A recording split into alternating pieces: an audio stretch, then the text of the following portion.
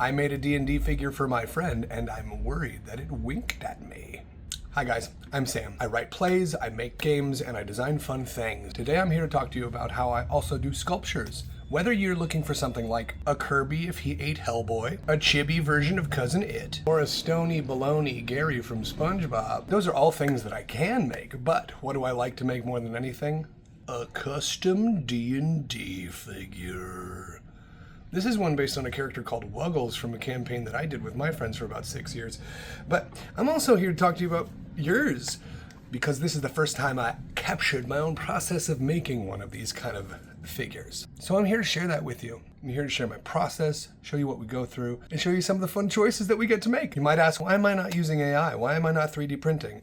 Because I like doing it. And I've done this since I was a kid. So I say, let a good thing be good. And one of my design philosophies is to go to the source. And there's no better source than a D&D character worksheet. But I also got to draw from one pre-existing image of the character.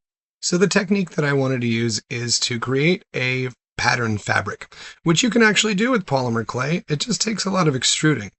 The next thought I had is this guy a Boy Scout? The colors kind of made me think that. And I was a Boy Scout too, so I could draw a little bit on the design of like merit badges.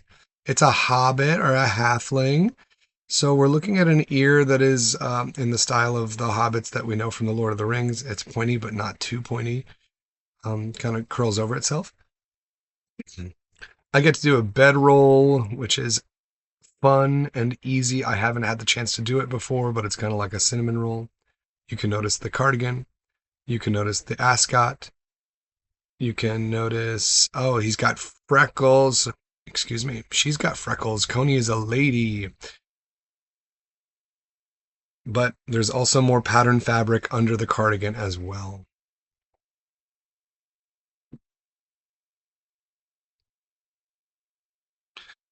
I wanted to make sure to note, are these cheekbones supposed to be so pronounced? Do we need this rigid nose, bridge of the nose?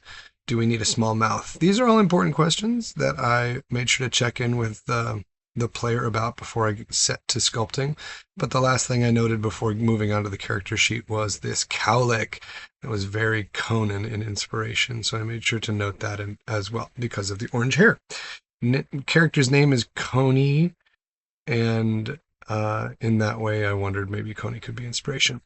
But the character sheet shares the most important information. First big question I had was, is this a non-binary character? Come to learn that they are female. She's a female. They carry a lot of different things that are given to you at the beginning of a campaign, like a rapier, a crossbow, a dagger, a short sword, and a short bow. Which is standard equipment, but most importantly, we're looking at a Lightfoot Halfling, which I had to do some research on. I didn't know a lot about them. And if you're looking at a fighter who's a Lightfoot Halfling, that's a 5e example. And if you're looking for a bard, this is a little bit more typical. So we're looking for something that is a little bit in between, because our character is also smack dab in the center. We have a Bard Folkhero. So not just a bard, but a bard that can get a thing or two done in a fight. But of course, with any bard, the best question you got to ask is which instrument or what kind of bard are we really talking about?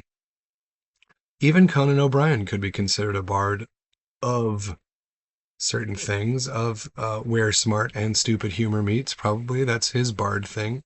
So, you know. Conan might not be an inspiration for this character, but Conan is my inspiration for this character, and that's kind of where we start. So the first thing I get to do is show you the technique that I get to use for making pattern fabric.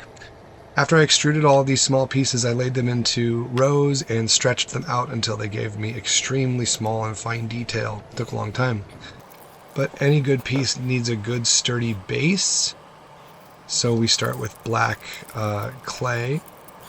And instead of using a cookie cutter, I've found to get a tapered edge the right size, that a piping bag tip is easier. Here I've got some tweezers that help me create grass. And this is one of maybe my favorite techniques because it's quick and easy. And it can be chunky, messy, but you know, once you get the feel for it, you've pretty much are pulling up every single blade of grass.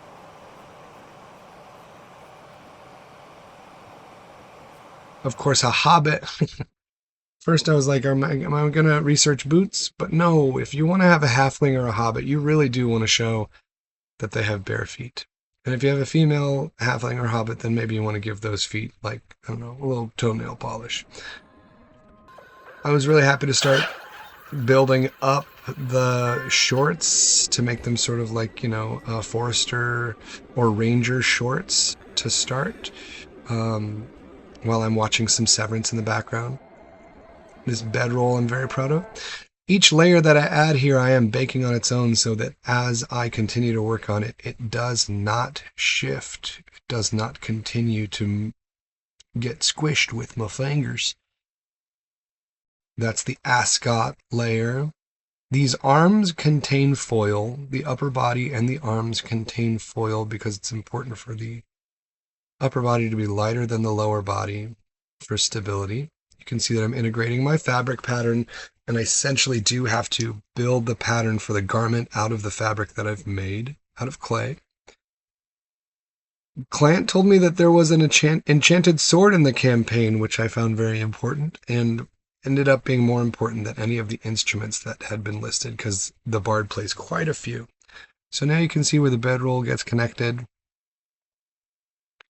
You can see this logo on the back that I made is also a little bit of a nod to Conan O'Brien, or Late Night, at least his logo on that show. And we started to get to integrate the fingerless gloves I've never gotten to do before, and they make the expression on the hands so much greater. Here I'm adding detail to the eye before the eye goes onto the face. And also before the eye goes onto the face, I decided to add hair. And they believe that is one of the last steps before the eyebrows.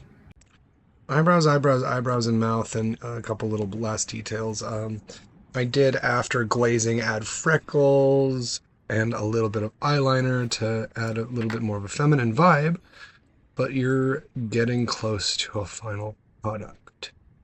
Here. In here, you can see that it takes quite a bit of precision to make sure that that one eyebrow gets under the pre-fired hair. But that's how we make sure that all those details can get in there.